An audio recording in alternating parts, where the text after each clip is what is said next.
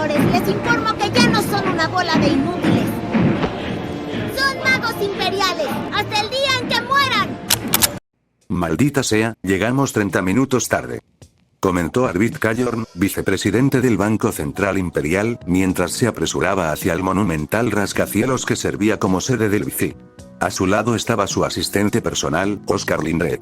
El planeta entero existía con el único propósito de mantener en funcionamiento esta institución, y él llegaba tarde por culpa de un maldito accidente de tráfico. Te lo juro, Oskar, si pierdo mi trabajo por esto, tú también perderás el tuyo. Gritó, girándose justo delante de las enormes puertas. Oskar abrió la boca para responder, pero un sonido húmedo y pesado lo interrumpió. El ruido fue breve y horrible. Un escalofrío recorrió el cuerpo de Arvid antes de que su mente pudiera procesarlo. Se giró para ver qué había producido ese sonido y encontró el cuerpo aplastado del presidente del Banco Central Imperial, tendido en el pavimento. La sangre se acumulaba alrededor de los restos, brotando de un cráneo y un cuerpo destrozados. Arvid se quedó paralizado, con la mente en blanco, cuando un segundo cuerpo cayó desde arriba. Para cuando sus ojos registraron la figura, el hombre ya estaba muerto en el suelo junto al primero. Una mujer gritó cuando reconoció al muerto. Era el director de estadística, a quien Arvid conocía desde hacía años. Lentamente, mecánicamente, Arvid levantó la vista. Una ventana abierta se extendía en lo alto. Una tercera figura se precipitó desde ella. No podía moverse mientras el sonido de huesos rompiéndose y órganos resonando a pocos metros de distancia. El tercer hombre en morir, reconoció, era el director de crecimiento económico. Paralizado por la conmoción, Arvid permaneció de pie mientras un cuarto cuerpo lo seguía. Entonces vio a Oskar corriendo hacia el edificio. Sin saber qué más hacer, Arvid lo siguió, moviendo las piernas solo por instinto. Decenas, quizás casi un centenar, de trabajadores se quedaron paralizados. Algunos gritaron pidiendo ayuda. La mayoría simplemente miraba, incapaces de comprender lo que presenciaban o qué podían hacer para detenerlo. 2 minutos, ese fue el tiempo que tardó el ascensor en llevarlos al piso desde donde saltaban. Sabían cuál era, porque era la sala de reuniones a la que llegaban tarde. Oskar abrió rápidamente la puerta con su tarjeta magnetizada, pero no había nadie en la habitación. Arvid entró y miró la pantalla mientras Oskar se acercaba a la ventana abierta y miraba hacia abajo. Ellos usaron el motor lógico administrativo central, se dijo Arvid en voz alta mientras miraba el informe escrito en la pantalla. Oskar lo miró con una expresión de desconcierto, la misma que tenía desde que los hombres empezaron a caer del cielo. Primero, ¿qué es este motor lógico administrativo central? Segundo, ¿qué tiene que ver el informe de este motor lógico administrativo central con el hecho de que toda la junta ejecutiva de la ICB acaba de saltar al vacío? Interrogación de cierre. Investigación de primer nivel, altamente clasificada. Un diseño iterativo basado en las antiguas supercomputadoras administrativas BRT, que reutiliza toda su potencia de procesamiento para el análisis predictivo, y construido a una escala que haría que esos gigantes del tamaño de una habitación parecieran motas de polvo en comparación. La superficie de todo un planeta está dedicada a albergarla y a todas las innumerables instalaciones de apoyo que necesita para seguir funcionando.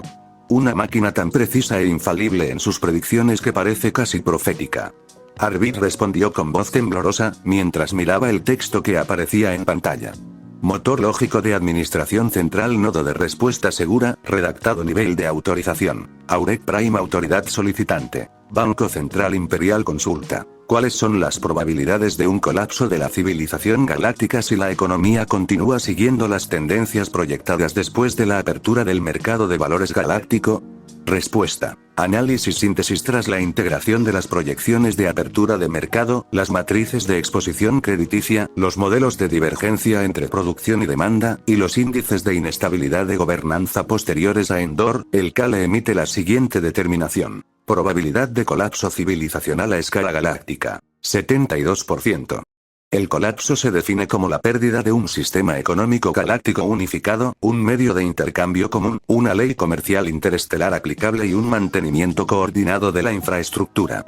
La convergencia de los modelos indica que el colapso inicia un conflicto interestelar intestino sin restricciones con una duración proyectada de 100 años estándar, elevando el riesgo biológico de extinción más allá de los umbrales aceptables. Vector de falla primaria. El colapso previsto no se debe únicamente a la volatilidad del mercado, sino a un fallo simultáneo en todos los niveles de coordinación de la economía imperial. Shock de revalorización de activos. La apertura del mercado público en las condiciones de apalancamiento actuales produce una revalorización prevista de las acciones de entre el menos 85% y el menos 95% en un plazo de 2 trimestres estándar. El valor de las garantías que respaldan la emisión de crédito privado se sitúa por debajo de los umbrales de solvencia. Extinción del sistema de crédito privado. Probabilidad agregada de insolvencia del sector bancario privado. 94%. El fallo en la compensación interbancaria provoca una paralización casi total de la creación de crédito. La convertibilidad de los depósitos se derrumba. Reducción de personal en el sector industrial principal. Los índices de producción difieren de las ventas reales entre un 18% y un 22%. La saturación de inventarios obliga a una contracción inmediata de la producción. Pérdida proyectada de producción industrial básica en el punto más bajo. 70%, 80%. Propagación de vacío de demanda. La contracción del núcleo elimina el nodo de demanda dominante para las exportaciones de la cuenca media y la expansión. Se prevé que el volumen del comercio intersectorial disminuya en más del 60%. Fragmentación monetaria. Pérdida de confianza en los acuerdos universales. Surgimiento de regímenes regionales estrictos. La probabilidad de que Imperial Credit acepte créditos fuera del mercado principal cae por debajo del 50% en el plazo de un año estándar. Consecuencias sistémicas. Integración económica. Probabilidad de pérdida permanente de la integración del mercado a nivel galáctico. 92%. Reversión a la autarquía regional y a sus equivalentes de trueque. 89%. Continuidad de la infraestructura. Fallo en la navegación y el mapeo coordinados de hipervías. 76%. Degradación progresiva de los repetidores de Holonet, las redes eléctricas y el control del tráfico orbital. Estabilidad de la población. Probabilidad de fallo de la dependencia urbana central. 69%. Desplazamiento o exclusión económica proyectada de la población principal. 30%, 40%. Población galáctica afectada por una grave recesión económica. Entre el 10% y el 15%. Orden legal y administrativa. Colapso del derecho mercantil unificado y la ejecución de contratos. 83%. Sustitución por autoridades locales de emergencia, gobiernos corporativos o regímenes de señores de la guerra. Probabilidades de colapso regional. Región. Probabilidad de regresión. Mundos centrales. 78%. Borde medio. 55%. Región de expansión. 47%. Borde exterior. 34%. La probabilidad de que el segmento Outer Rim sea inferior refleja una menor integración financiera, no resiliencia. Distribución de resultados agregados. Resultado. Probabilidad. Colapso a escala galáctica de la civilización interestelar. 72%. Colapso parcial con continuidad regional aislada. 21%. Estabilización sin colapso de la civilización. 7%. Variables de sensibilidad crítica. La probabilidad de colapso aumenta de forma no lineal bajo las siguientes condiciones. Guerra civil con una duración superior a 2 años estándar. Pérdida del control indiscutible sobre las hiperrutas principales. Incumplimiento del deber de mantener la neutralidad en la liquidación de divisas. Interrupción continua del suministro de alimentos y energía a las ecumenópolis centrales. Determinación final. La economía imperial se acerca a una transición de fase sistémica. Una vez iniciada, el colapso se propagará más rápido de lo que se puede restablecer la autoridad correctiva. Bajo las condiciones proyectadas posteriores a la apertura del mercado, la preservación de la civilización galáctica supera los umbrales de riesgo aceptables. El cierre prolongado del mercado de valores galáctico no reduce la probabilidad de colapso en ausencia de una autoridad de aplicación unificada. La supresión de la determinación de precios desplaza la revalorización de los activos hacia canales no regulados y fragmentados, acelera la fuga de capitales, oculta la propagación de la insolvencia y aumenta la velocidad de quiebra del crédito privado. La convergencia del modelo indica que el cierre prolongado amplifica la inestabilidad sistémica en lugar de contenerla. El CALE ha ejecutado simulaciones iterativas de estabilización bajo condiciones de autoridad restringida.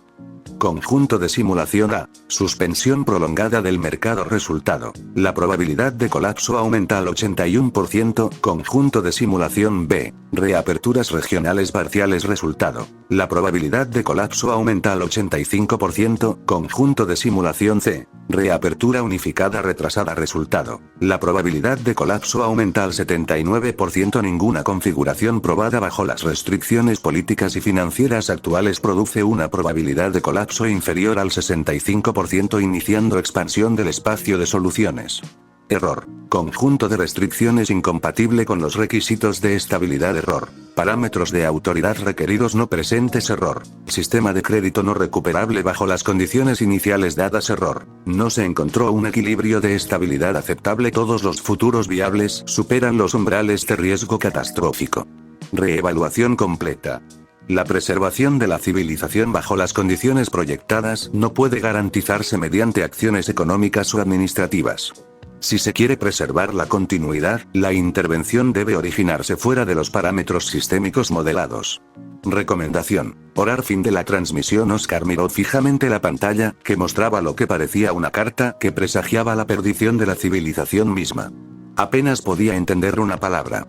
Nada en su carrera le había hecho pensar que viviría para ver un día en que algo de lo que se mostraba en esa pantalla pudiera convertirse en realidad. ¿Qué significa todo esto, vicepresidente? El fin de la civilización galáctica. No me digas, Arvid. Gritó Oscar. ¿Cómo ha podido pasar esto? La muerte del emperador y la pérdida de una sola batalla no deberían tener este efecto en la economía. Así no funcionan las cosas. Arvid apenas lo oyó. Ahora que el presidente había muerto, era el economista de mayor rango que quedaba en la galaxia. Y el único pensamiento que resonaba en su mente era el impulso de arrojarse por la ventana abierta, de seguir al presidente y a los directores hacia un futuro donde no tendrían que presenciar las consecuencias de miles de años de mentiras, corrupción y soluciones temporales. La economía galáctica, dijo por fin, desplomándose en una de las muchas sillas vacías, completamente derrotado por la realidad, por el droide del tamaño de un planeta que tantos burócratas de alto rango habían descrito como casi un dios, por proyecciones que no mostraban un futuro en el que valiera la pena creer, siempre ha sido una mentira.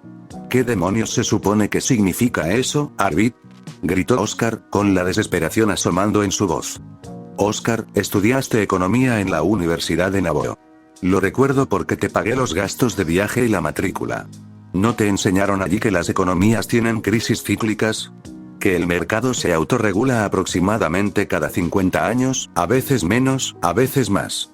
Eso es teoría económica, no realidad. Espetó Oscar. Tú, de entre todas las personas, deberías saberlo. La economía está llena de teorías que nunca se manifiestan en el mundo real. Arvid giró lentamente en su silla, viendo cómo la habitación se difuminaba a su alrededor, como un niño que gira por diversión, hasta que se detuvo y miró al techo. Esa, dijo en voz baja, es la mayor mentira de la historia. Una mentira contada durante 3000 años. La mentira de que la economía no puede caer. Durante 3 milenios, la República salvó a empresas al borde de la quiebra. ¿Por qué? Porque no podían vender lo que producían. Y en lugar de permitirles fracasar, convencieron a la gente de invertir mostrando la capacidad de producción, no las ventas reales. Tragó saliva. El emperador lo sabía. Intentó arreglarlo. Había un plan. Una crisis económica controlada destinada a eliminar las empresas menos productivas. Un colapso planificado. Una pérdida proyectada del 20% del valor total del mercado. Doloroso, pero superable. Yo ayudé a diseñarlo. El presidente y yo lo hicimos. La legalización de la esclavitud era parte de ese plan, un sacrificio razonable para salvar la economía, para salvar la galaxia. Rió débilmente. Pero ahora no hay autoridad.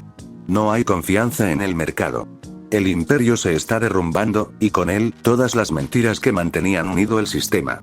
Una crisis económica cada 50 años, engañada por la intervención estatal para beneficiar intereses privados. 3000 años de colapso postergado. Cada vez que la presión aumentaba, el Estado intervenía y retrasaba la explosión. Levantó una mano temblorosa.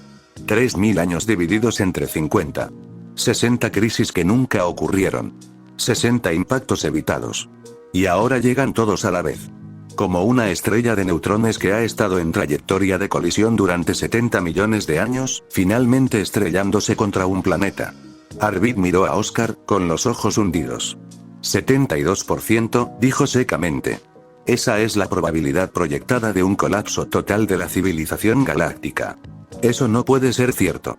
La predicción de Kale debe estar equivocada. Kale es el proyecto informático civil más avanzado que el Imperio haya emprendido jamás, o incluso teorizado. Es la inteligencia más avanzada de la galaxia, con acceso a cada dato jamás registrado y la capacidad de procesarlo todo en nanosegundos. Incluso si Kale se equivocara, Oscar, no puedo empezar a concebir un método para demostrarlo hasta después de los hechos. Oscar se desplomó de rodillas, su cuerpo perdiendo toda fuerza, como una marioneta a la que le hubieran cortado los hilos.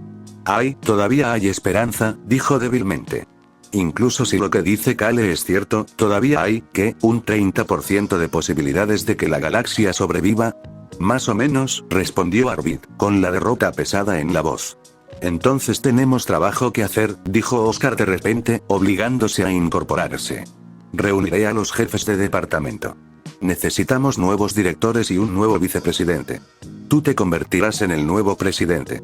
Mientras haya esperanza, debemos luchar por ella. Finalmente se puso de pie, con la resolución temblorosa pero presente. Si hay alguna manera de evitar que esto se convierta en una profecía autocumplida, es actuando ahora y haciendo todo lo que podamos.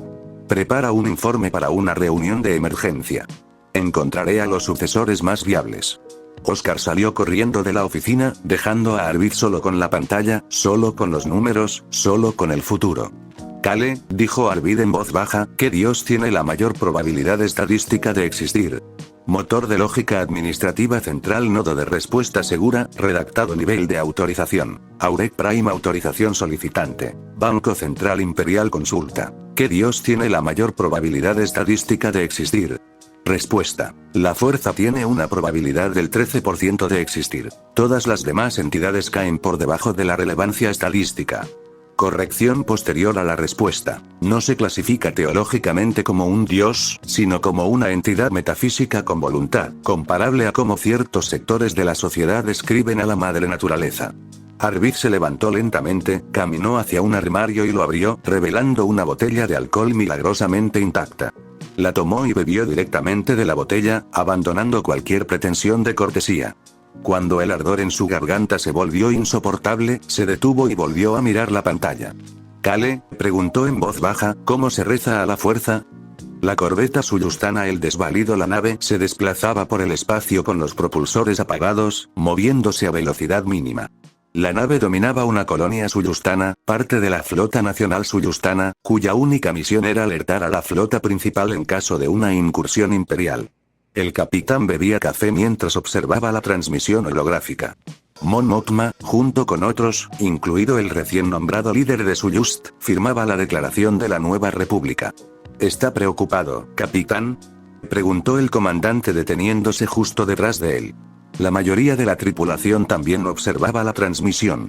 Era un momento histórico que se desarrollaba en tiempo real, un instante irrepetible, una historia que contarían a sus hijos e hijas cuando fueran ancianos. Vader tuvo una hija, y está al sur de nosotros, respondió el capitán sin apartar la vista. Estoy preocupado. Sí. Tenemos a una psicópata criada por el mejor líder militar de las últimas 2 décadas, solo superado por Anakin Skywalker durante las guerras clon. Me temo que Suyust debería haberse mantenido independiente de la nueva república, aunque solo fuera para evitar llamar su atención. Es solo una mujer, dijo el comandante. Y el sector se suena es un desastre. Tiene problemas más urgentes que atender. Sí. Probablemente, murmuró el capitán, volviendo la mirada a la imagen de Mon Mothma. Hoy se funda la nueva república contra las fuerzas de la tiranía y la opresión, declaró Mon Mothma. Hoy es el día en que se puede luchar por un futuro mejor, cuando la verdadera democracia regresará a la galaxia Y. El sonido del Duracero fundiéndose resonó en el puente con tal violencia que la transmisión pareció silenciarse. Los guardias alzaron inmediatamente sus armas hacia la fuente del ruido. El capitán se giró justo a tiempo para ver una hoja roja de energía atravesando la pared, perforando más de 40 centímetros de Duracero reforzado como si fuera papel. El rayo carmesí se movió, trazando un círculo perfecto con una velocidad aterradora. El capitán no dudó. Ordenó la evacuación inmediata del puente, sabiendo exactamente lo que había más allá de esa pared, el espacio abierto. Mientras los suyustanos se apresuraban a huir, corrió a la consola de mando, solo para ver que la transmisión holográfica se cortaba a estática. Lo que fuera que se abría paso a la fuerza había bloqueado sus comunicaciones. Intentó activar el sistema de comunicaciones fuera del sistema, esperando que el campo de interferencia fuera limitado, pero no había tiempo. El corte se completó, y durante una breve y horrible eternidad vio cómo la sección de metal era arrancada, desgarrada hacia afuera por el vacío con una fuerza brutal. Donde antes había habido duracero sólido, ahora solo había la oscuridad infinita del espacio. El puente se despresurizó instantáneamente. El aire salió a trompicones hacia el vacío.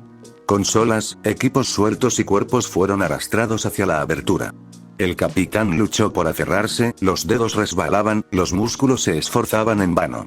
Entonces perdió el agarre. Fue arrojado al espacio, su vida, sus recuerdos, sus miedos y convicciones reducidos a la nada ante el vacío. Al final, a la muerte no le importaba la historia. Una figura subió al puente ataviada con una armadura negra completa, con un sable de luz rojo zumbando en su mano. Observó el vacío en silencio. Cualquiera que no hubiera escapado a tiempo ya estaba muerto. Sus botas magnetizadas se adhirieron al duracero mientras caminaba lentamente hacia el centro del puente. Con precisión mesurada, escaneó los alrededores y luego se acercó al puesto del capitán. Se inclinó y extendió su mano enguantada, el material cambiando a nivel molecular mientras se remodelaba. La apoyó contra el casillero junto a la silla. Identificado. Capitán Boyegnis, parpadeó la pantalla del terminal. El armario se abrió, revelando el nodo de autorización de comunicaciones de la flota y una llave codificada. La ventaja de los traidores, dijo en voz alta, con un toque de ironía, es que sus datos siempre están en la base de datos imperial. Tomó el F-Can y lo guardó en su ropa, luego tomó la llave y la giró. La magnetización de sus botas se desactivó, y con un impulso controlado de la fuerza se impulsó lejos, acelerando hasta un nivel de G que permitía sobrevivir. Detrás de él, a cientos de metros de distancia, la corbeta detonó al completarse su secuencia de autodestrucción, un sistema que en su momento pretendía impedir que piratas y rebeldes se apoderaran de sus botines, ahora se volvía contra ellos. Fragmentos de escombros pasaron zumbando a su lado, pero los detuvo con la fuerza, quedando suspendido en el vacío. Durante casi una hora flotó a la deriva en el espacio, hasta que sus botas finalmente impactaron contra el casco. Mi señor, dijo el capitán de la nave sigilosa imperial mientras se sellaba la esclusa de aire, ¿ha logrado sus objetivos? Sí, respondió, magnetizando sus botas una vez más, y dirigiéndose hacia el interior de la nave, dejando el vacío atrás. Preparen los cálculos. Nos dirigimos a Eriadu. Como órdenes, mi señor, la respuesta del capitán se cortó, mientras los receptores de su casco volvían a sintonizar con su gran escena, un zumbido que solo él podía oír mientras regresaba sigilosamente a sus aposentos. Entonces, ¿por qué te alistaste? Preguntó el capitán Draneir al general William Mangelsen. Su forma holográfica mostraba a un hombre corpulento, pesado más por la edad y la comodidad que por la pereza. Estaban solos en la habitación, esperando a que llegaran Tanya y el general Ricard. Esa es una forma bastante incómoda de empezar una conversación, respondió Mangelsen, tras una pausa. Pero muy bien. Exhaló lentamente. Yo era un hijo sin nombre de una familia minera de carbón en algún mundo olvidado del borde exterior. La vida era dura. Brutal, incluso. ¿Así que te fuiste y te uniste a una academia imperial? Preguntó Draneir. Mangelsen esbozó una leve sonrisa de complicidad. ¿Quieres la versión corta o la larga? Draneir se recostó, activando su cigarrillo electrónico. Vamos a estar aquí un buen rato. Puedo contar la historia completa. Un planeta cualquiera, insignificante, continuó Mangelsen con voz ronca. Ignorado por la República, y el Consejo Local nunca tenía suficientes créditos para pagar la seguridad corporativa. Así que los piratas nos asaltaban constantemente en busca de esclavos. Se llevaron a mi abuelo. Mi padre murió a manos de uno. Mi hermana fue vendida a otro mundo anónimo del borde exterior. Hizo una pausa, apretando la mandíbula. Entonces, un día, la Holonet anunció la creación del imperio. En aquel entonces, me daba igual. La política no significaba nada para nosotros. La Holonet era solo entretenimiento, y los grandes cambios políticos nunca llegaban a gente como nosotros. Nuestro planeta era un infierno, siempre lo había sido, y creíamos que siempre lo sería. Lo siento, dijo Draneir en voz baja. Debió de ser duro. ¿Pudiste rescatar a tu hermana? Van Helsing asintió una vez. Sí. Pero eso viene después. Continuó, cambiando ligeramente su tono. Así que se declaró el imperio, y aún así, no nos importó. Seguimos extrayendo minerales, entregándoles el mineral al consejo, y ellos lo vendieron a alguna corporación del sector. La vida, a pesar de todo, no era del todo miserable. Los bosques eran hermosos. Diablos, incluso recuerdo mi primera vez allí. Soltó una risa corta y sin humor. En fin, unos 6 meses después, vimos nuestra primera nave militar en órbita. Imagínate. Un planeta insignificante viendo seguridad por primera vez. Era un Venator, lleno de clones. Anunciaron que nuestro mundo estaba ahora bajo protección imperial. Ah, así que esa es la historia promedio de un paleto del borde exterior, entonces, comentó Draneir, antes de darse cuenta de lo que acababa de decir. Dudó. Yo, lo siento. Así es como siempre he oído describir a la gente del borde exterior. Está bien. No me ofendo, respondió Van Helsing con calma. Y no te equivocas. Yo era un paleto de Rimkin que un día alzó la vista, vio un destructor estelar imperial en órbita y sintió, por primera vez, que había un futuro que valía la pena imaginar. La IG reclasificó nuestro planeta como en desarrollo, así que el imperio empezó a pagar nuestros gastos de transporte. De repente, el gobierno local nadaba en créditos y comenzó a invertir en infraestructura. Tuvimos trenes de verdad. El mineral que antes tardaba días en transportarse a través del planeta podía transportarse en menos de 10 horas. Abrieron una escuela en mi pueblo y asistí voluntariamente solo para recibir una educación básica. Sonrió levemente al recordar. Y los ataques piratas cesaron. Completamente. Recuerdo el primer y único intento que hicieron después de que el imperio tomara el control. Cientos de bolas de fuego cayeron del cielo. Los cazas Snoop fueron derribados como insectos por pilotos clon. Recuerdo estar afuera con mi madre y mis hermanos y hermanas en medio de la noche, bebiendo cerveza barata y viendo cómo todo ardía. Paz, lograda a través de la muerte de aquellos que nos habían atormentado durante generaciones. Fue catártico. Esa misma noche, le confesé mis sentimientos a la chica que amaba. Draneir rió. La historia tenía la cadencia de un viejo relato de guerra, pero el hombre que la contaba apenas tenía 40 años. ¿Te casaste con ella? Van Helsing asintió. Y tuviste 10 hijos. Resulta que otro estereotipo de Rimkin es la sobreproducción. En el núcleo, la gente tiene 1 o 2 hijos. Para nosotros, los insultos y estereotipos entraban por un oído y salían por el otro. Definitivamente parece que el imperio mejoró tu vida, dijo Draneir. Se oyen muchas historias así del borde exterior. ¿Pero qué hay de tu alistamiento? Bueno, quería unirme a la marina, dijo Van Helsing. Pero el imperio se fijó en hombres que habían vivido vidas miserables y decidió que éramos perfectos para las academias de Stormtroopers y del ejército. Primero intenté la ruta de los Stormtroopers, pero era demasiado mayor. Ya tenía 20 y tantos años. Querían chicos de 13 años a los que pudieran convertir en máquinas de matar. Así que me matriculé en la Academia del Ejército. Allí me dijeron que mi educación era demasiado deficiente para calificar como oficial. ¿Y? Los muy cabrones pagaron mi educación, dijo con una sonrisa. Me dieron un contrato. Ellos cubrirían mis estudios y, a cambio, estaría legalmente obligado a matricularme una vez que terminara. Y así lo hice. 20 años después, Aquí estoy. general del ejército imperial adscrito a la primera flota imperial. Tan prestigioso como puede ser para alguien en mi posición. Gano suficientes créditos para enviar dinero a casa a mi madre, mantener a mi familia, complacer los gustos de mi esposa y pagar la educación de 10 hijos. Hizo una pausa. La vida ha sido buena conmigo bajo el imperio. Guardó silencio, como si buscara en su pasado una sensación comparable. Draneir se dio cuenta de que no la había. Eso es, reconfortante, dijo Draneir. Escuchar historias como esa ayuda. Después de cosas como Alderaan, uno empieza a cuestionar su propia moral. La guerra tiene la capacidad de destrozarte. No fue mi caso. Yo ya estaba destrozado. Soltó una risa amarga. Van Helsing rió, fuerte y sin reservas. Si me preguntas, que se joda Alderaan. Esos bastardos del núcleo son los responsables de todo.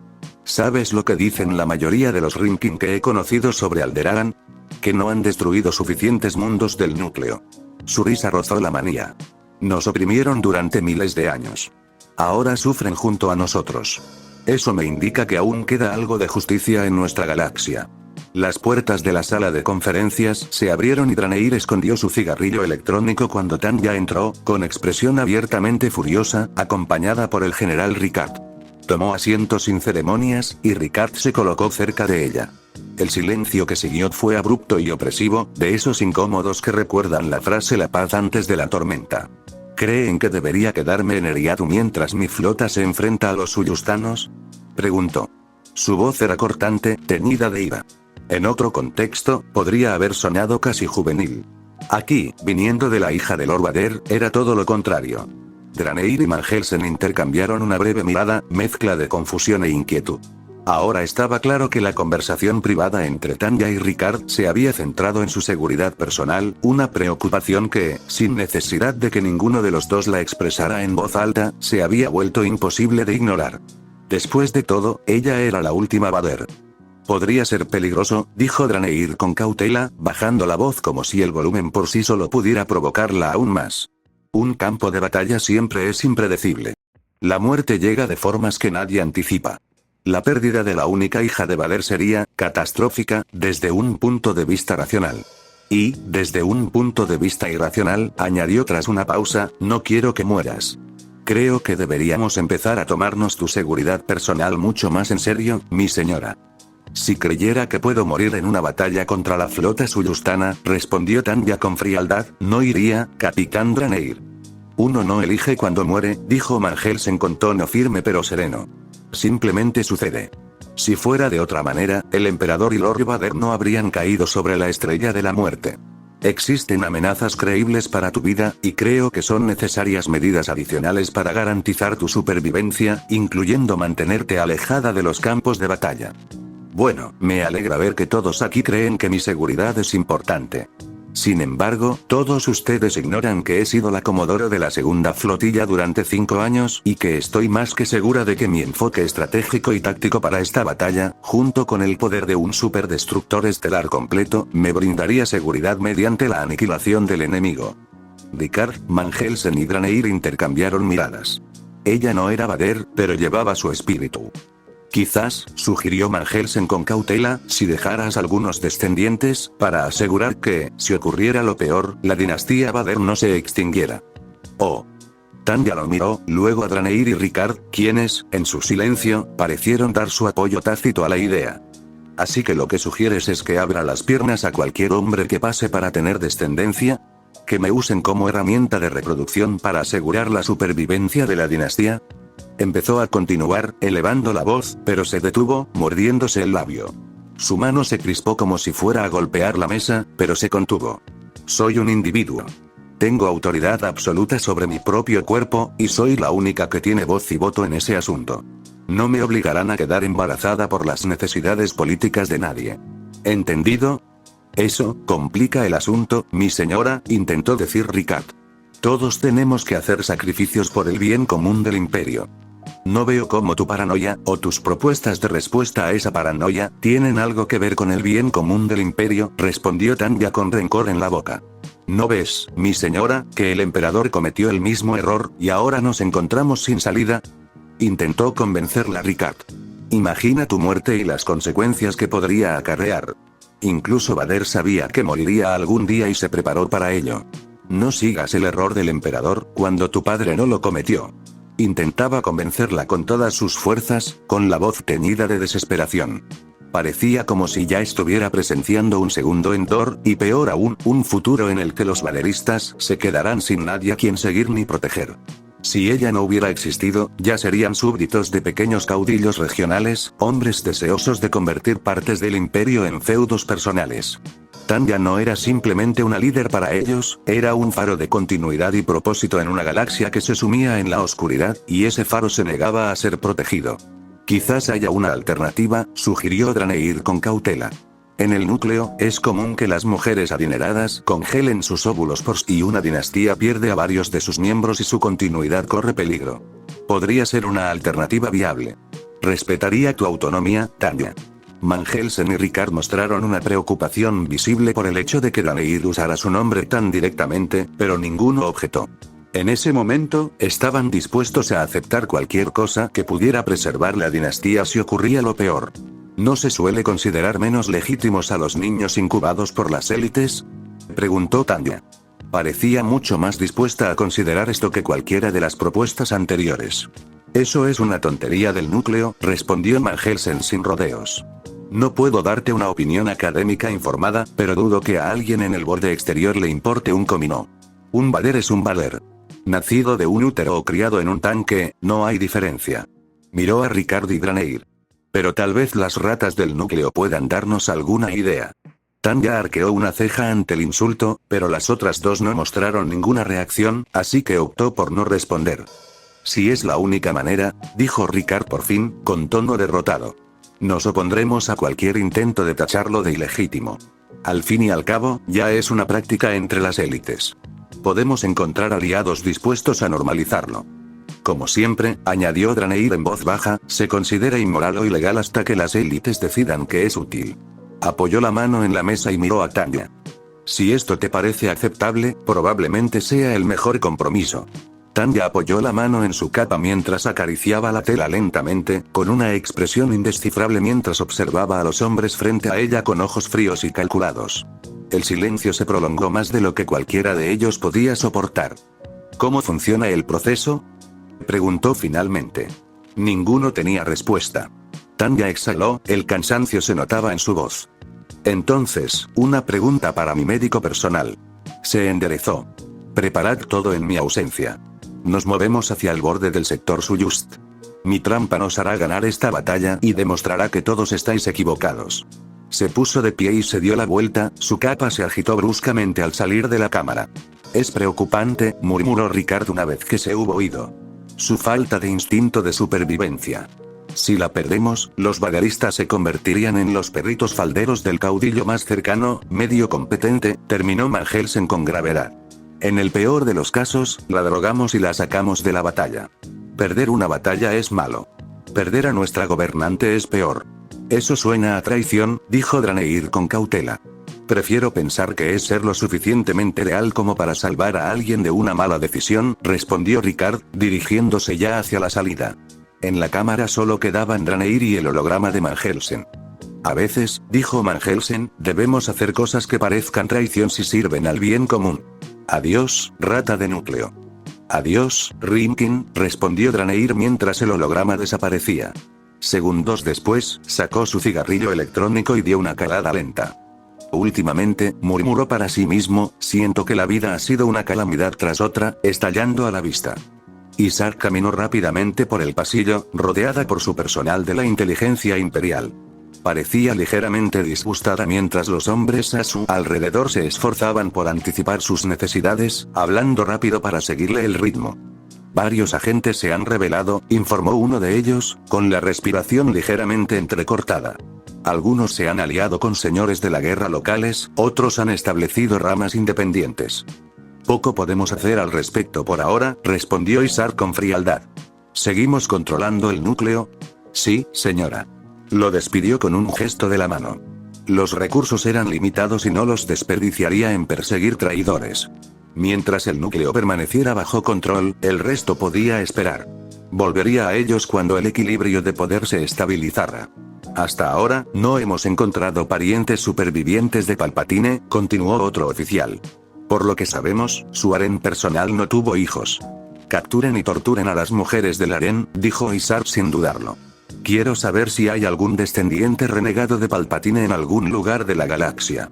Señora, todas son Jedi, respondió el hombre con cautela, sin saber cómo darle la información sin provocarla.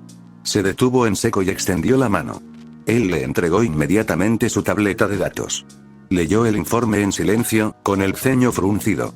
Tras un largo instante, le devolvió la tableta y reanudó la marcha. Envíen asesinos 7 inquisidores, ordenó.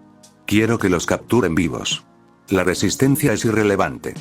Como usted ordene, señora. El hombre se alejó, dejando solo a 2 ayudantes a su lado. Nuestros informantes dentro de la rebelión confirman su intención estratégica, dijo uno de ellos. Planean ignorar a la mayoría de los restos imperiales en el borde exterior, con una excepción, y centrarse en el borde medio y el núcleo. Según el informe de Akbar a su senado, esperan llegar a Coruscant en 5 años, suponiendo que no haya contratiempos importantes. ¿Rebelión?, preguntó Isard bruscamente. ¿No declararon la Nueva República ayer? Sí, señora. Entonces llámenlos la Nueva República, corrigió ella. Esto ya no es una insurgencia. Es una guerra civil en toda regla, y la trataremos como tal. Quiero perfiles detallados de su liderazgo militar. Y que me explique la excepción. La Nueva República considera a Tanya Bombardier un objetivo de alta prioridad, respondió el ayudante. Creen que eliminarla provocará que el borde exterior se fracture y caiga por acciones locales. Sus proyecciones sugieren el control de casi el 70% del borde exterior en un año. Todos los activos leales de la inteligencia imperial en el borde exterior deben priorizar la supervivencia de las fuerzas imperiales, dijo Isard. Concédanles plena autonomía. ¿Deberíamos también ayudar a Tanya Bombardier?, preguntó. Isard negó con la cabeza. Veamos si realmente es una Vader. Cooperación mínima. Concentremos los recursos en otro lugar. Entendido. Llegaron a su destino. Delante se encontraba la cámara donde el Consejo Gobernante, todavía llamado por muchos el Consejo Regente, estaba reunido. Isard se detuvo y se volvió hacia el último hombre a su lado. Tengo poco tiempo. Él asintió y consultó su tableta de datos. Tanya Bombardier no ha mostrado ningún deseo de reclamar el trono imperial. Sin embargo, cuenta con el fuerte apoyo tanto de la Junta Militar como del Comité Central de Grandes Moffs. No ha demostrado lealtad exclusiva a ningún órgano de gobierno, pero ha aceptado su apoyo sin dudarlo. En particular, aceptó el rango de almirante y asumió el mando de la primera flota imperial. Chica lista, dijo Isard en voz baja. No se compromete con nada y se pondrá del lado de quien sobreviva. Quiero saberlo todo sobre ella. Relaciones, hábitos, lealtades, preferencias, declaraciones políticas. Quiero que la inteligencia imperial la conozca lo suficientemente bien como para predecir cada uno de sus movimientos. Entendido. El hombre se marchó, dejando a Isard sola frente a las puertas. Más allá esperaba un grupo de necios, todos convencidos de que aún podían gobernar el imperio. La única solución racional era clara: un nuevo emperador, o al menos una figura decorativa fuerte. Por un breve instante, algo en su interior la impulsó a reclamar ese papel ella misma. Descartó la idea con la misma rapidez. Si el Consejo Gobernante colapsaba, la arrastraría consigo. Necesitaba un peón, una sombra que pudiera controlar, y preferiblemente alguien mucho más carismático que Sate Pestaje. Empujó las puertas. Quienquiera que pusieran al frente del Consejo Gobernante tendría que ser lo suficientemente fuerte como para soportar el peso de los fracasos de las últimas semanas. Isard ya no estaba segura de que existiera tal persona. Arvid Kallor miró los rostros reunidos alrededor de la mesa de reuniones. La mayoría eran hombres jóvenes, brillantes según cualquier estándar medible, el tipo de mentes que, en otras circunstancias, habrían sido aclamadas como los futuros tecnócratas del imperio. Oscar creía que eran los sucesores más legítimos de los camaradas que habían abandonado la lucha, hombres que habían elegido ventanas en lugar de responsabilidad. Habían pasado 3 días desde el incidente ejecutivo. En esos 3 días, la botella de licor no se había separado de la mano de Arvid. ¿Cómo podría? Había mirado al abismo, y el abismo le había devuelto la mirada. El abismo no era un enemigo que se pudiera derrotar con una flota o un ejército. No era algo que se pudiera bombardear, bloquear o asesinar. Era el colapso de la civilización misma, el fin de la sociedad tal como la entendían. Una entidad sin forma, sin malicia ni misericordia, que remodelaba el mundo físico simplemente con su existencia. No los odiaba. No le importaban. Se contentaba con ver morir a billones como consecuencia de un impulso que se había puesto en marcha milenios atrás. Nuestro objetivo, comenzó Arvid con voz áspera pero firme, no es salvar la galaxia. Un murmullo se extendió por la sala. Es salvar todo lo que podamos. Bajó la botella, con la mano ligeramente temblorosa. En los últimos 3 días, el alcohol había sido lo único que lo había mantenido con vida. Cada vez que el pensamiento se colaba, cada vez que el impulso de seguir a su predecesor lo invadía, bebía. Le daba minutos. A veces horas. Si buscan esperanza, continuó, no la hay. Si buscan una razón para vivir, esta es: preservar lo que queda del imperio, para que cuando la civilización finalmente colapse, quede algo sobre lo que reconstruir. Los miró uno por uno. No serán recordados. Sus nombres no sobrevivirán. Pero dentro de siglos, cuando el núcleo haya muerto de hambre, cuando la mitad de la galaxia yace en ruinas tras décadas de guerra, los supervivientes mirarán hacia atrás y verán que el Banco Central Imperial hizo todo lo posible por retrasar el castigo que nuestros antepasados transmitieron de generación en generación. Demasiado codiciosos para afrontar la realidad, demasiado arrogantes para pagar el precio cuando era manejable. Los hombres se removieron en sus asientos. El presidente no había dejado de beber, pero sonaba más lúcido que muchos líderes que habían conocido. Durante los últimos 3 días, prosiguió Arvid, han recopilado datos, realizado proyecciones y simulado resultados. Hoy haremos algo diferente. Se giró hacia la pantalla holográfica. Hoy, cambiaremos el destino de la galaxia. La pantalla mostró el informe Kale, el mismo documento que había llevado a altos funcionarios a la locura y al suicidio. La sala se enfrió con solo mirarlo. Quiero que se concentren aquí, dijo Arvid, señalando una sección resaltada. Díganme qué ven. Oscar, ahora formalmente asistente del presidente, se quedó a un lado sirviendo agua en vasos sin tocar. Cada vez que sus ojos se posaban en la pantalla, un escalofrío le recorría la espalda. Aún así, la esperanza se negaba a morir por completo en su pecho. Nadie respondió. Arvid golpeó la mesa con la mano. Tengan un poco de valor. Estamos intentando salvar la galaxia. Uno de los directores se estremeció y habló, con la voz apenas controlada. Probabilidades de colapso regional. El núcleo tiene la mayor probabilidad de fallo sistémico. El borde exterior, la menor. Sí, dijo Arvid de inmediato. Exactamente. La pantalla cambió de nuevo, mostrando ahora el trabajo de Arvid. Su voz cambió. No más tranquila, sino concentrada, como la de un hombre que informa a un superior inexistente. Lo que están viendo es mi plan de preservación de la civilización. PCP. Es el único camino que Kale considera viable. La sala se inclinó hacia adelante a pesar de sí misma. Ocultaremos el colapso al público. El pánico acelerará las curvas de fracaso más allá de los umbrales de recuperación. Toda la información permanece sellada. Compartimentación absoluta. Si la galaxia descubre la verdad ahora, todo lo que hagamos habrá sido en vano. Los rostros mostraban conmoción, incredulidad y algo cercano al horror. No podemos permitir que la locura preceda a la preparación. Una mano se alzó vacilantemente. ¿Estamos abandonando el núcleo? Arvid se giró lentamente. No. No estamos abandonando nada. Entonces su tono se endureció. El núcleo ya está muerto. La sala se congeló. Lo que queda allí es irrecuperable. No malgastaremos recursos intentando salvar lo que no se puede salvar. Los territorios del borde medio le seguirán poco después, luego la región de expansión. Esto es una locura. Gritó el director de emisión de moneda y reservas. ¿Pretendes sacrificar 7/10 partes de la población del imperio para consolidar el poder en otro lugar? Arvid arrojó la botella al otro lado de la sala. Se hizo añicos contra el suelo.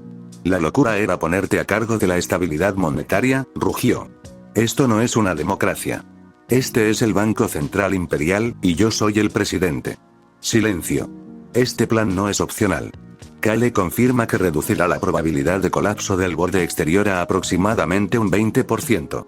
Ese es el mejor resultado que le queda a la civilización. Se inclinó hacia adelante, exhausto pero implacable. No me importa si sus planetas natales arden. No me importa si el núcleo muere de hambre. Nuestra lealtad no es a los planetas, sino a la galaxia misma. Al imperio al que juraron servir. En el borde exterior, continuó Arvid, con voz ronca pero firme, invertiremos sin restricciones.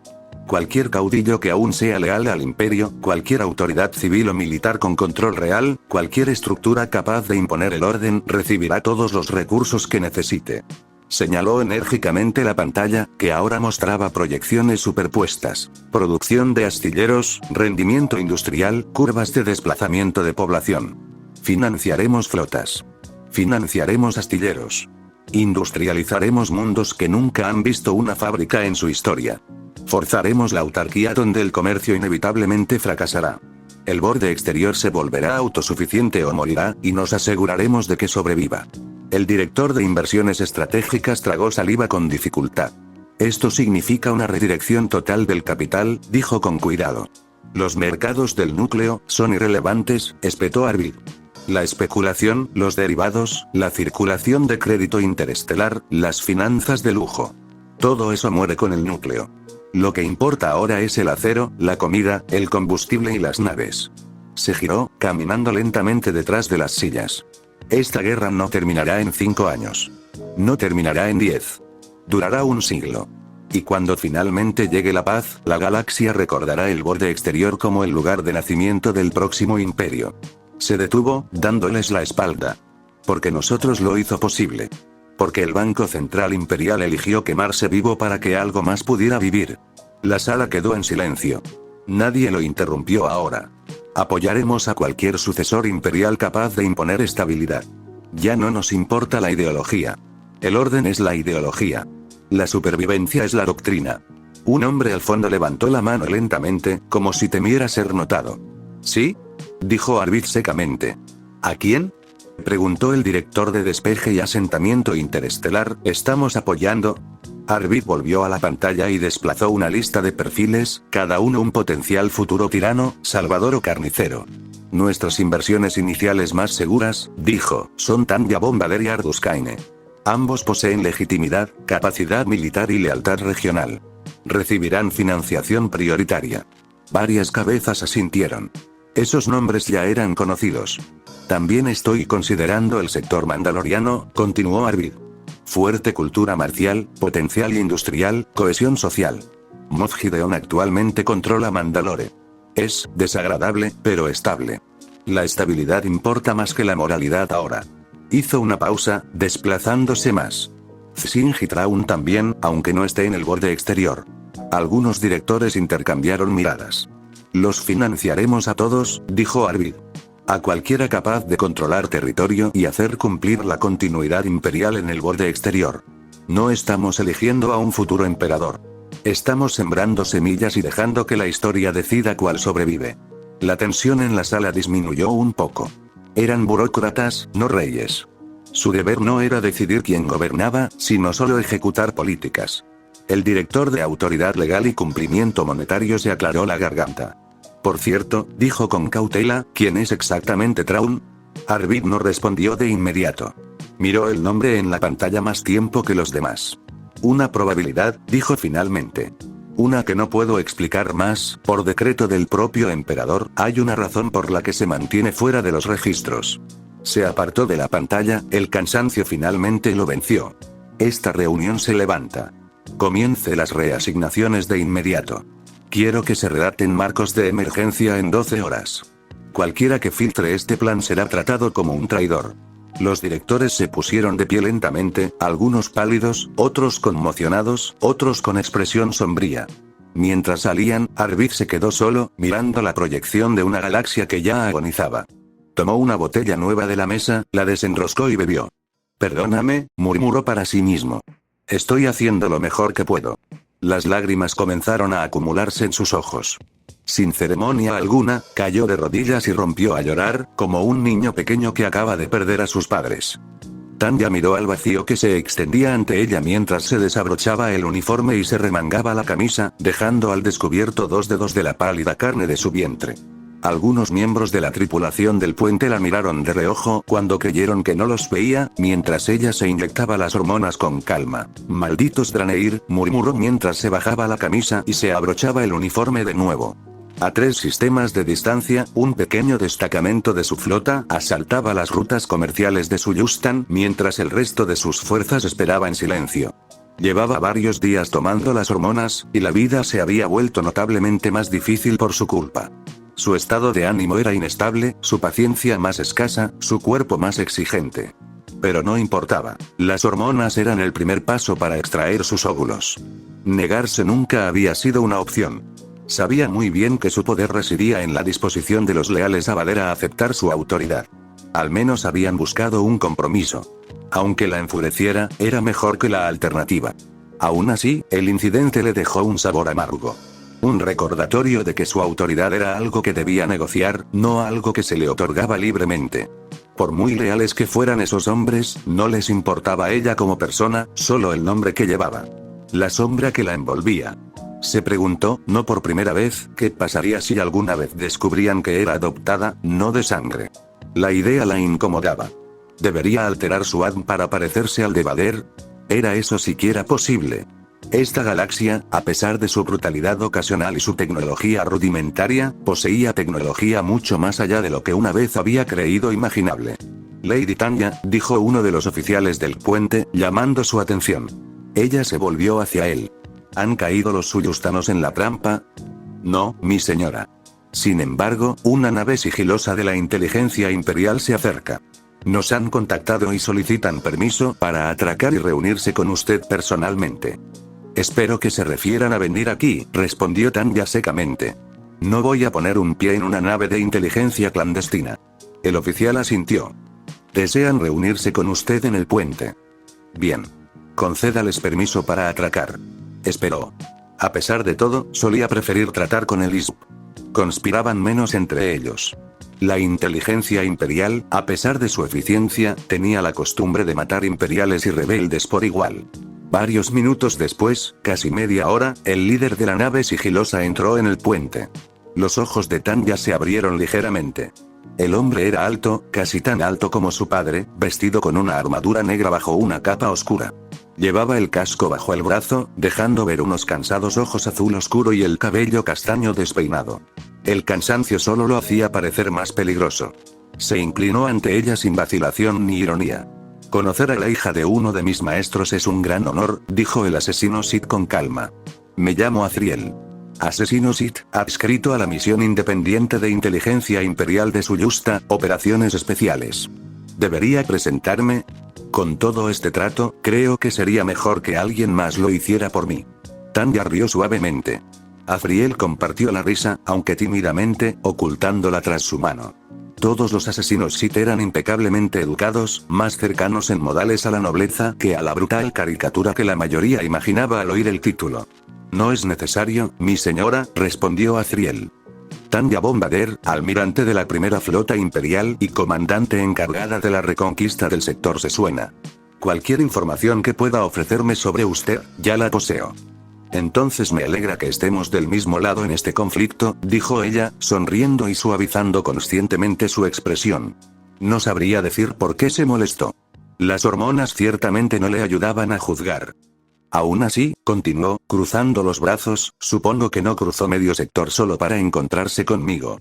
Azriel asintió y sacó un dispositivo compacto de su armadura, extendiéndolo con cuidado. Este es el nodo de autenticación de mando de flota de la flota madre suyustana. Un FCAN. Considérenlo tanto un activo estratégico como mi expresión de condolencias por su pérdida, mi señora. Por segunda vez ese día, Tanya se sorprendió genuinamente. Un FCAN no era otra cosa que la comunicación cifrada y la autoridad de mando de toda una flota. Poseerlo otorgaba una ventaja táctica y operativa abrumadora. Dudo que siga siendo útil, dijo con cautela. En el momento en que los suyustanos sospechen que sus comunicaciones han sido comprometidas, cambiarán sus códigos. No lo harán, respondió Azriel con calma.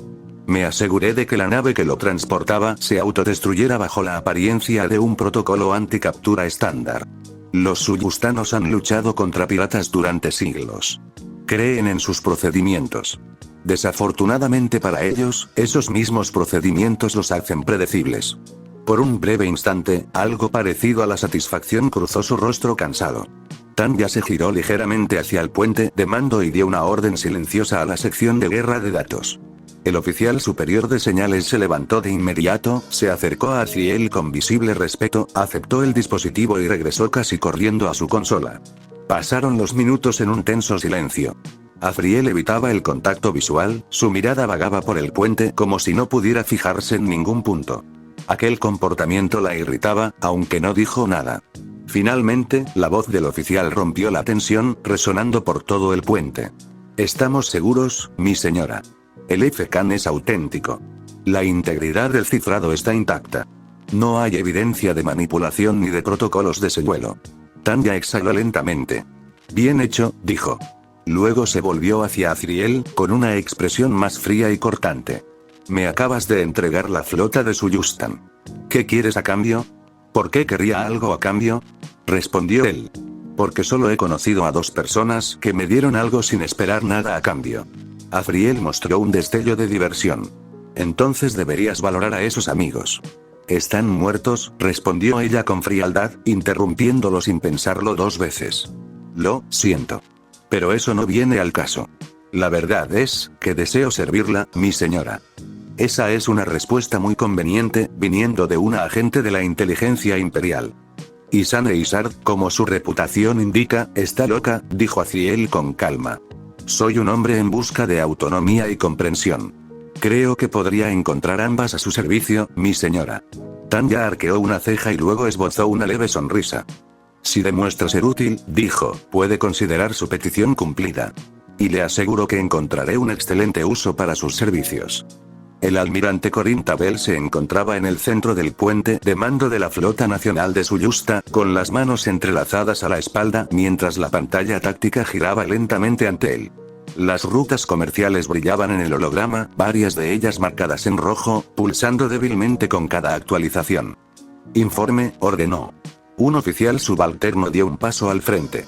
3 destructores estelares imperiales, un crucero clase interdictor y múltiples naves de apoyo continúan atacando las rutas comerciales a lo largo del corredor sur.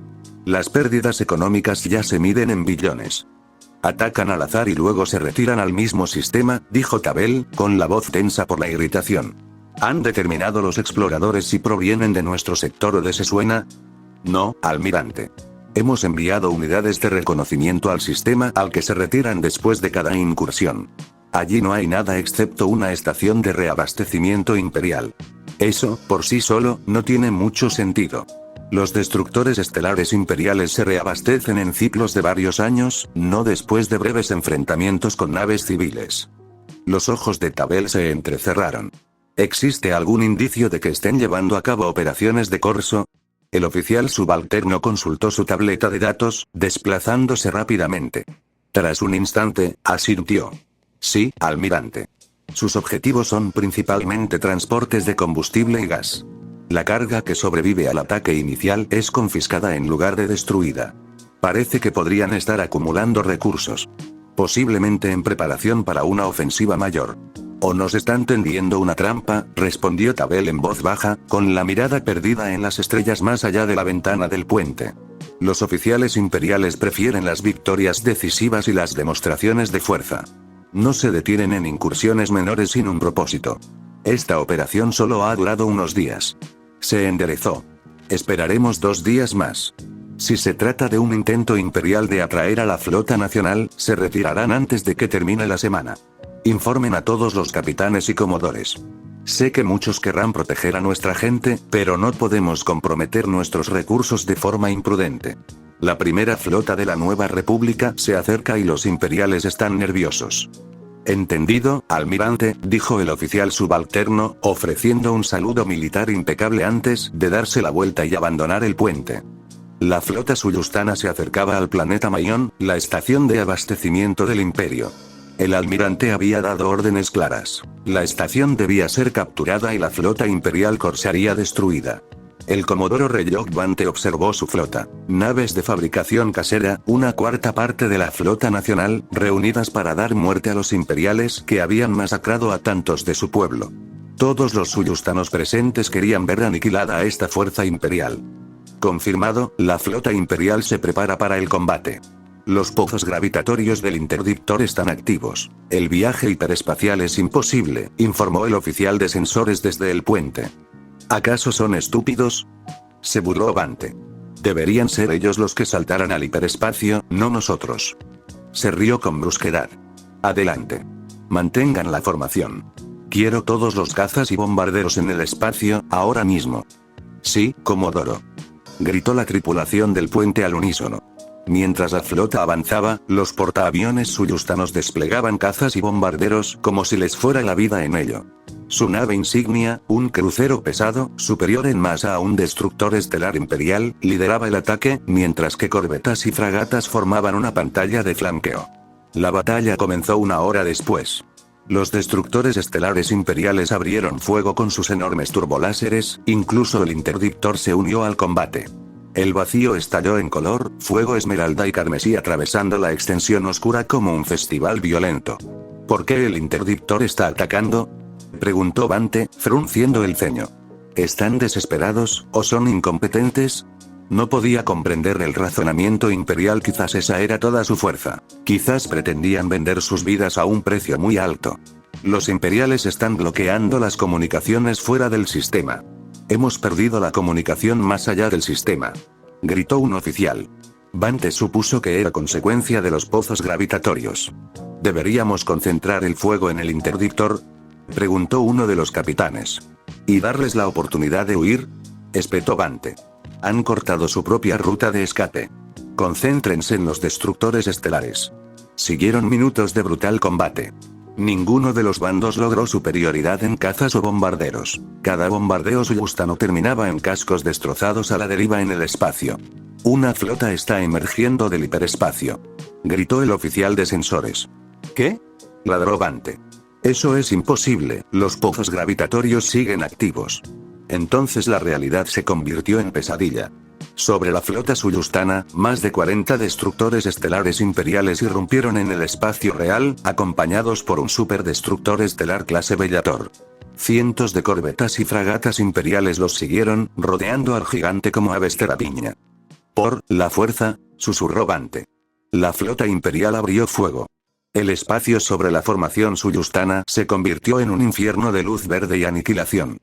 Retirada, ordenó Vante. Fue su última orden, pronunciada momentos antes de su inevitable muerte. Tanya miró desde el puente del excoriator, riendo maniáticamente, un sonido que inquietó a Draneir. Les dije que esto funcionaría. Una cuarta parte de la flota suyustana, eliminada, dijo, dirigiéndose a los capitanes y al comodoro Canop, que aún luchaban por creerlo. Usar el pozo gravitatorio contra la flota imperial para permitir saltos hiperespaciales precisos había sido audaz y devastadoramente efectivo. Era una lástima que no hubiera sido su propia creación. Había copiado la táctica que su padre había desarrollado junto con un oficial naval llamado Traun. Aún así, ella fue la primera en aplicarla a esta escala. Draneir comenzó a aplaudir, seguido por varios otros oficiales. Sin sufrir bajas, había aniquilado una cuarta parte de la flota enemiga en una trampa meticulosamente planeada. Era algo que superaba con creces cualquier cosa que ellos mismos hubieran imaginado. La doctrina imperial habría dictado un enfrentamiento directo entre flotas, no esto. La risa de Tanya se fue apagando gradualmente mientras se recomponía. Preparen los cálculos de hiperespacio. Nuestro próximo objetivo es Suyust. Démosles a esos traidores algo de gas y hierro. Sí, señora, gritaron al unísono los oficiales de su flota. El almirante Corin Tabel golpeó con el puño la consola de su buque insignia. Habían perdido todo contacto con la cuarta flotilla hacía más de un día, sin señales de vida. La verdad era evidente. Había subestimado al imperio, y ahora era probable que este viniera a terminar el trabajo. Regresen todas las naves a Suyust, ordenó. Resistiremos en los astilleros, por muy fuerte que sea la flota imperial. Las defensas del astillero del anillo los ahuyentarán. Resistiremos hasta que la nueva república envíe ayuda. La moral flaqueaba, pero las órdenes fueron obedecidas. Justo sobre los cielos de su planeta natal, no había muchas alternativas. El almirante Tabel se giró para observar los astilleros anulares de su planeta. Eran inmensos, repletos de emplazamientos de turboláser dobles cada 50 metros. Una fortaleza diseñada para disuadir incluso a las formaciones más grandes. La última línea de defensa de Suyust se había convertido, en cuestión de días, en su única esperanza de supervivencia. Mientras escuchaba a sus oficiales dar órdenes desde el puente, un pensamiento prohibido cruzó por su mente. A pesar de los abusos de los imperiales, tal vez habría sido más fácil vivir de rodillas, leales al imperio. Desechó la idea. Mientras la primera flota de la nueva república llegara según lo previsto, Suyust resistiría.